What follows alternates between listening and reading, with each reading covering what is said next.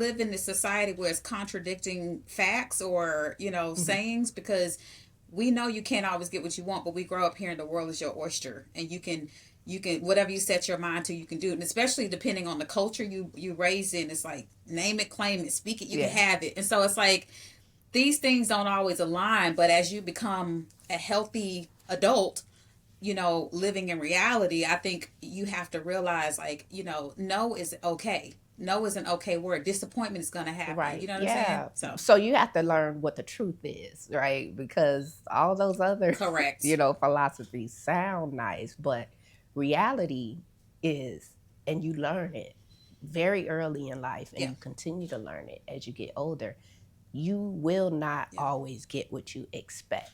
It's so what disappointment is like in its very definition is like something has failed to fulfill your expectations or what you've hoped for. And so that in and of itself disproves this you can get whatever you want, name it and claim it, the world is your oyster. Like Yeah. that is just a contradiction all up and through, right?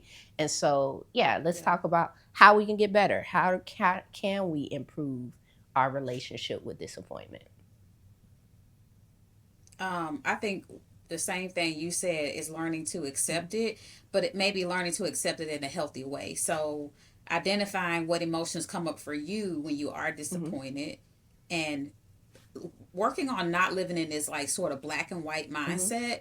So I'm disappointed, and then I maybe catastrophize, the disappointment or the Mhm. situation, which can lead to now you compounding on it, as opposed to saying, what happened, how do I feel about it, and what do I need to do to feel Mhm. better, Yeah. So you know? first step is to accept it and also address Yeah. any catastrophizing that you might be putting on. So that little extra that you're, Yeah. making a what they That say, little making a razzle mountain out of a dazzle. molehill type thing, right? Yep. Yep. Making it bigger than it is. I think the next thing is to examine your expectations. Like, are you having That's good. realistic expectations?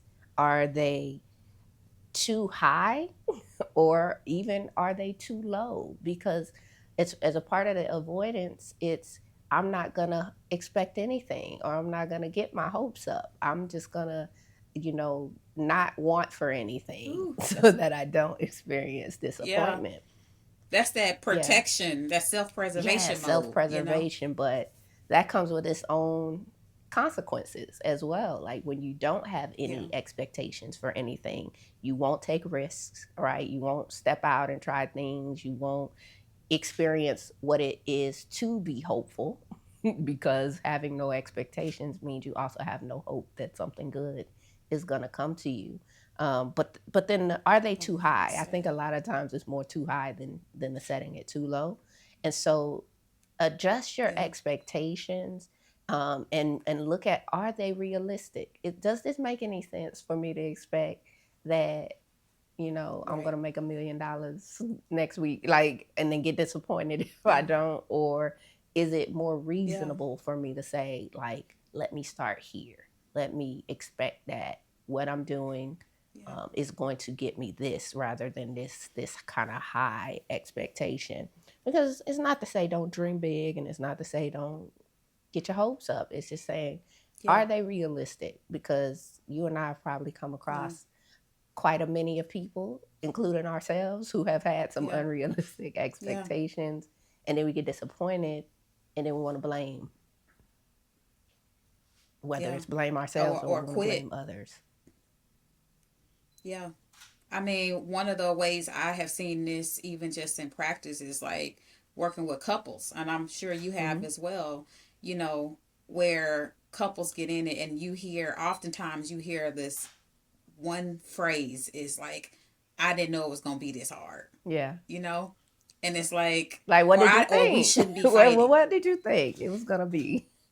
Yeah, y'all are from Mhm. two different, often like family Right. cultures or backgrounds and maybe belief Mm-hmm. systems, like whatever, but you got two different people coming together to combine the world. And so, and a lot of times, unfortunately, we don't always have good examples of what Mm-hmm. marriage looks like. And so we are sometimes our, our expectations are measured up to like this false Right. reality, Yeah, and so yeah, you this. definitely want to talk about expectations before you sign your Yeah. life up to join someone like in holy matrimony, because yes, that is where a lot of it comes to pass, but it also comes every day in everyday interactions, right? Whether it's at work, whether it's Yeah. with your children. Sometimes we have unrealistic expectations of them, where it's like you think your child's supposed to be the smartest and the best and the fastest and the greatest at everything, and they were eating glue